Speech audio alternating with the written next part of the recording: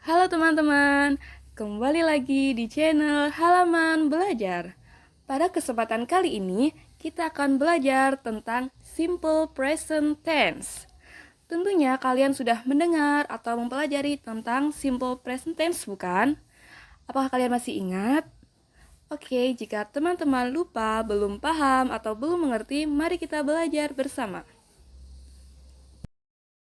Pengertian simple present tense yaitu mengungkapkan pernyataan sederhana yang menunjukkan kejadian yang terjadi pada saat ini.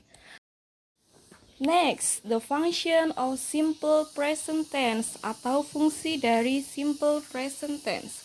Yang pertama adalah general truth atau kebenaran umum, kebenaran yang diketahui oleh banyak orang. Contohnya, the sun rises from the east. Artinya, matahari terbit dari sebelah timur. Yang kedua adalah habitual action atau kebiasaan sehari-hari yang kita lakukan. Contohnya, I always read novel every day. Artinya, saya selalu membaca novel setiap hari. Selanjutnya, kita akan membahas formula atau rumus dari simple present. Rumus dari simple present terbagi menjadi dua, yaitu verbal sentence dan nominal sentence. Apa itu verbal sentence? Verbal sentence adalah kalimat yang subjeknya melakukan suatu pekerjaan. Dan nominal sentence adalah kalimat yang subjeknya tidak melakukan suatu pekerjaan. Oke, yang pertama yang akan kita bahas adalah verbal sentence. Untuk yang kalimat positif atau positive sentence, ada subject plus verb one atau kata kerja ditambah s atau is plus object. Selanjutnya, kalimat negatif atau negative sentence. Subject plus do or does plus not plus verb one plus object. Untuk kalimat tanya atau interrogative, rumusnya do or does plus subject plus verb one plus object. Dan jangan lupa diberi tanda tanya atau question mark di belakang kalimat. Contoh simple present untuk verbal sentence. Yang pertama kalimat positif. You take a bath every day. Artinya kamu mandi setiap hari. Kalimat negatif. You don't take a bath every day. Kamu tidak mandi setiap hari. Kalimat interrogatif atau kalimat tanya. Do you take a bath every day? Artinya apakah kamu mandi setiap hari? Oke, selanjutnya kita akan membahas time signal atau keterangan waktu. Pertama, ada always atau selalu. Usually atau biasanya, never, tidak pernah. Seldom, jarang. Every, bla bla bla.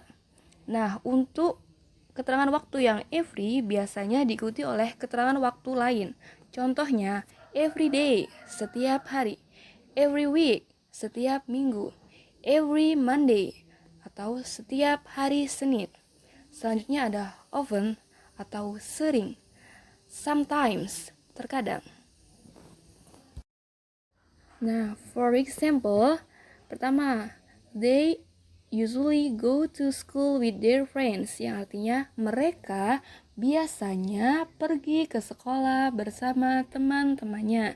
Yang kedua, my uncle visits me every year, yang artinya pamanku mengunjungiku setiap tahun.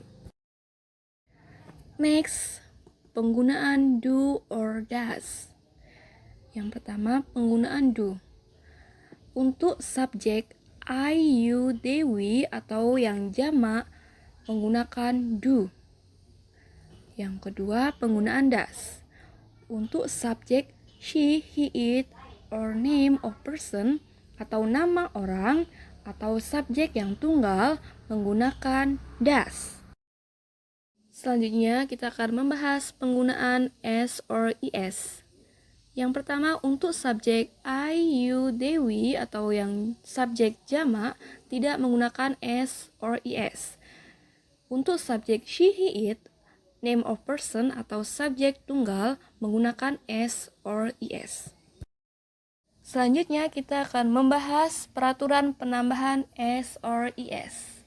Peraturan pertama, setiap kata kerja yang berakhiran s, o, ch, sh, dan x selalu ditambah dengan akhiran is. Contoh, kiss berubah menjadi kisses. Go berubah menjadi goes. Watch berubah menjadi watches. Fix menjadi fixes. Peraturan kedua, setiap kata yang berakhiran y dan sebelumnya adalah huruf mati, maka huruf y tersebut diganti i lalu ditambah akhiran is. Contoh, fly berubah menjadi flies. Study menjadi studies. Peraturan ketiga, kata kerja yang berakhiran huruf y sebelumnya adalah huruf hidup, maka cukup ditambah s. Contohnya, buy berubah menjadi buys. Play berubah menjadi plays. Selanjutnya kita akan membahas contoh penggunaan do dan does. Yang pertama, penggunaan do. Untuk kalimat positif, contohnya they usually go to school with their friends. Di sini, kalimat ini they sebagai subjek, usually sebagai keterangan waktu, go verb 1. Kenapa go di sini tidak ditambah s or es? Karena subjek di kalimat ini adalah jamak, maka tidak menggunakan s atau es. Kalimat negatif, they usually don't go to school with their friends. Kenapa menggunakan do tidak does? Karena subjeknya they atau jamak, maka menggunakan do. Next, kalimat tanya atau interrogative. Do they usually go to school with their friends? Nah, untuk kalimat tanya, do, penempatan do berada di depan kalimat. Selanjutnya, penggunaan does. Untuk kalimat positif, my uncle visits me every year. Subjek pada kalimat ini my uncle. My uncle adalah satu orang. Sehingga pada verbnya ditambah s karena my uncle tunggal. Untuk kalimat negatif, my uncle does not visit me every year. Kenapa memakai does? Karena subjeknya tunggal, yaitu my uncle cuma satu orang. Jadi menggunakan does. Ketika di kalimat itu sudah ada does, maka pada kata kerja atau verbnya tidak usah menggunakan s. Untuk yang kalimat tanya, does my uncle visit me every year? Does ditempatkan di awal kalimat. Setelah itu baru subjek. Verbnya tetap menggunakan verb 1 tanpa s or es karena di kalimat ini sudah ada does. Terakhir yang kita bahas adalah nominal sentence. Saya jelaskan kembali, nominal sentence yaitu kalimat yang subjeknya tidak melakukan suatu pekerjaan. Nah, rumus dari nominal sentence yang kalimat positif ada subjek plus is, mr plus complement. Is digunakan untuk subjek he, she, it atau tunggal. Untuk m ini hanya untuk digunakan subjek I. R digunakan untuk subjek they, we, you atau jamak. Untuk kalimat negatif, subjek plus is, mr plus not plus complement. Untuk kalimat tanya atau interrogatif, is, mr plus subjek plus complement. Nah, apa itu complement? Complement adalah pelengkap. Jadi, pelengkap itu dibagi menjadi 3. Yang pertama ada adjektif atau kata sifat. Yang kedua ada noun atau kata benda. Yang ketiga ada adverb atau kata keterangan. Jadi, di dalam satu kalimat, complement hanya ada satu. Adjektif, atau noun, atau adverb. Nah, contoh dari nominal sentence. Kalimat positif, you are smart atau kamu pintar. Negative sentence, you are not smart, kamu tidak pintar. Interrogative, are you smart? Apakah kamu pintar? Oke teman-teman, sampai di sini dulu belajar bersama kita kali ini. Semoga teman-teman paham dan suka dengan video ini.